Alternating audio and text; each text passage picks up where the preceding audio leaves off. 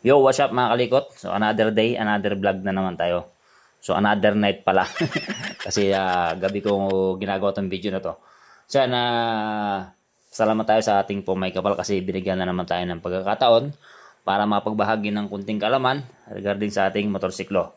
So mga kalikot, paano gumagana ang charging system ng ating motorsiklo? Ano yung epekto nito? O ano yung kahalagaan nito sa ating motorsiklo? So pag sinabing charging system ng ating motorsiklo mga kalikot, binubuo ito ng regulator, rectifier, at stator. So yan, siyempre itong battery, ito yung sinacharge. So regulator, rectifier, to rectify and to regulate.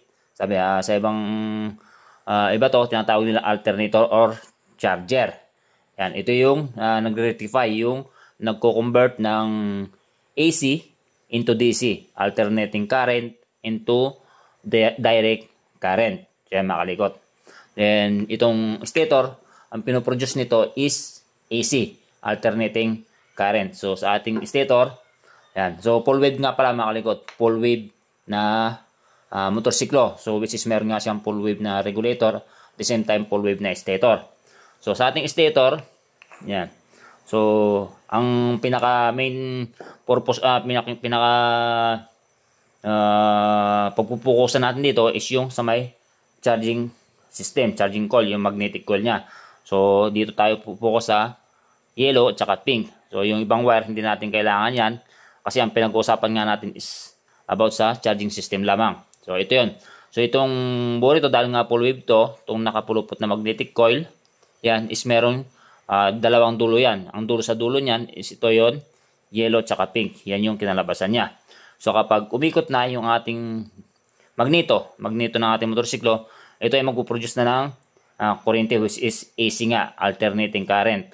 So pag binato na niya, pag pinasok na niya sa ating regulator rectifier, which is tong pink na at saka yellow, makakonek na pa ganyan. Yan. So pag umandar na, umikot na yung magneto ng ating motorsiklo, papasok sa ating regulator rectifier, and then i-convert na niya into DC. So, tulad nga ng sabi ko, alternating current, AC, convert into DC. So, paglabas dito sa red wire ng ating motorsiklo, regulator rectifier, lalabas na rito is DC. Direct current, positive supply.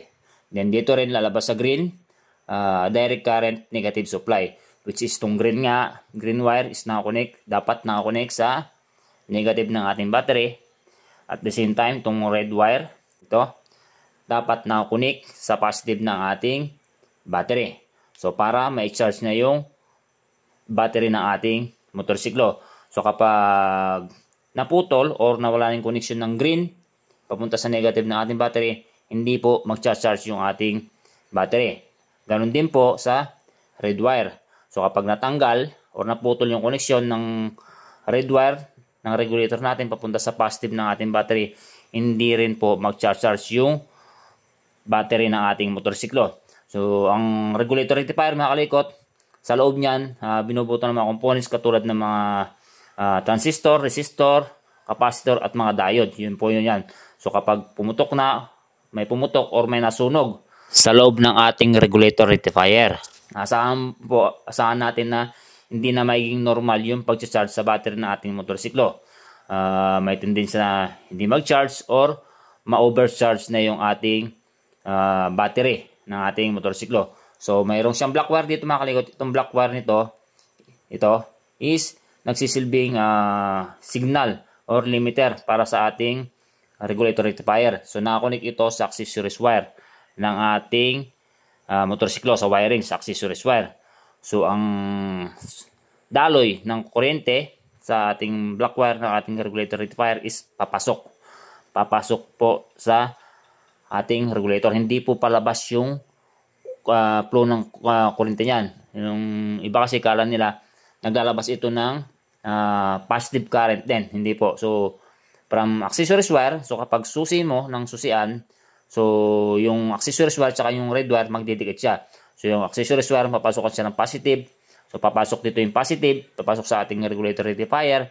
So, kapag na-reach na niya yung pinaka-maximum voltage capacity ng ating battery, siya po yung magsisignal sa ating regulator para ma-stop niya yung paglalabas ng sobrang current papunta sa ating battery para po iwas overcharge. Hindi mag-overcharge o hindi lumubo yung ating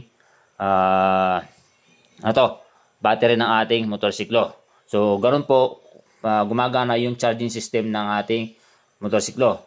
So, kapag hindi nag-charge yung ating battery, so wag po kayo magde-decide na may sira ng stator tsaka regulator. So, check nyo muna lahat ng mga wiring connection. Yan, baka may mga putol lang or may mga loss connection lang. So, proper troubleshooting muna. So, kasi marami nagtatanong mga ganung problema ng kanilang motor, hindi rin nag-charge bagong palit ng stator tsaka regulator. So, may nangyayari po na naglulus lang sa mga wiring connection tsaka mga connector. So, yan, sana po merong kayo napulot na konting kalaman regarding sa video na na-share natin para sa gaming ito. So, yan, thank you.